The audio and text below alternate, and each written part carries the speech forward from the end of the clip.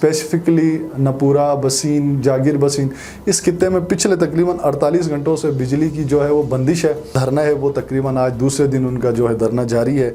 लोगों को जो है वो 3-3, 4-4 महीनों से तनख्वाहें नहीं मिल रही हैं उनके घर में। फरी का रोड देख लें, सकारगुई का रोड देख लें, नपूरा बसीन का देख लें, कारगा का रोड देख लें, कोई भी आप टाउन एरिया का देख लें, इनका जो है वो सड़कों का पुरसान हाल नहीं है।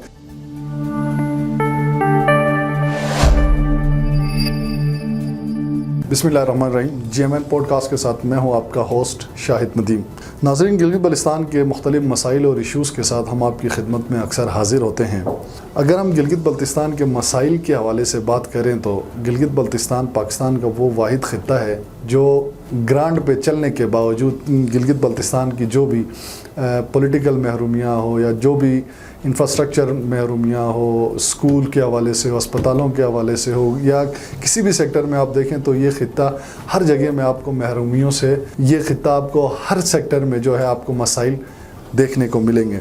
अगर हम ख़ासकर गिलगित शहर के कॉन्टेक्स्ट में बात करें तो मुस्लिम लीग नून की गवर्नमेंट से पहले गिलगित बल्तिस्तान के ख़ासकर गिलगित कैपिटल का भी बुरा हाल था। हमने देखा कि इस नून लीग के दौर में गिलगित सिटी के अंदर इंफ्रास्ट्रक्चर के ऊपर बड़ा काम हुआ। गिलगित सिटी के अंदर स्पेसिफिकली हम बात करें तो यहाँ पे 2 हलके हैं, हलका नंबर 1 और हलका नंबर 2।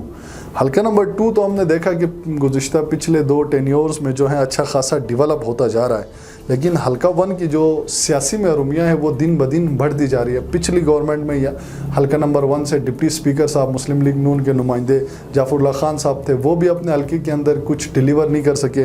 इस जो टेन्योर है इसमें अपोजिशन लीडर शुरू में अमजद हुसैन एडवोकेट साहब इस हलके से रहे, और मुस्लिम लीग नून की स्पेशल सीट पे जो रानी सनम फरियाद साहिबा थी वो भी इसी हलके से है।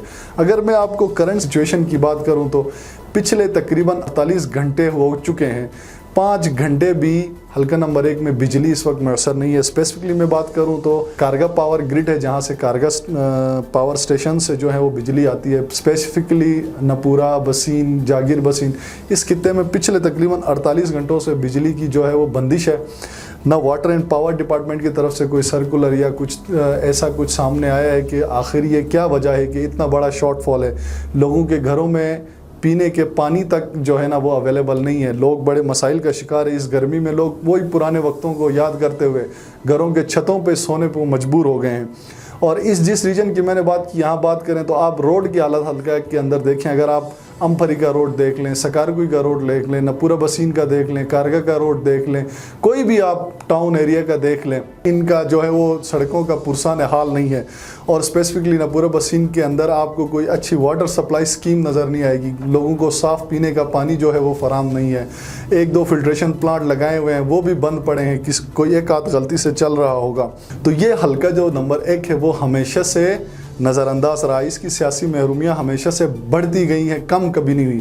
हमेशा से इस हलके को जो है वो मजहबी रंग दिया गया। हर तरह की सियासत, मजहब कार्ड वहाँ खेला गया, सियासी कार्ड वहाँ खेला गया, फेवरेटिज़म वहाँ की गई, हर चीज़ उस हलके के साथ की गई। लेकिन उस हलके के अंदर काम करने के लिए, उस हलके की जो सियासी महरूमियाँ उनको कम करने के लिए, या कोई भी ऐसा अवामी नुमाइंदा सामने नहीं आ रहा जो कहे कि यार मैं अपने हलके में ये मेरे कोर इशूज़ हैं, मैं इन इशूज़ के ऊपर बात करूँगा या मैं इन इशूज़ के ऊपर काम करूंगा।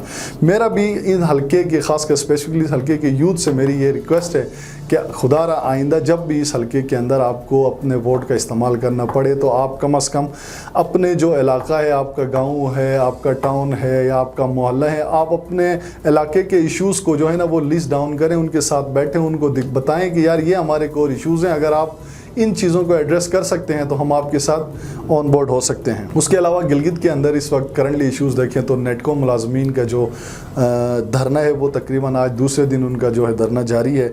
लोगों को जो है वो 3-3, 4-4 महीनों से तनख्वाहें नहीं मिल रही हैं, उनके घर में फाके हैं, वो अपने बच्चों के साथ सड़कों पर मौजूद है, अपने बच्चों के स्कूल के फ़ीस वगैरह नहीं दे पा रहे हैं। तो हमारी गुजारिश है कि जो भी कंसर्न डिपार्टमेंट्स हैं या इदारे हैं, खुदारा इस पे नोटिस लें।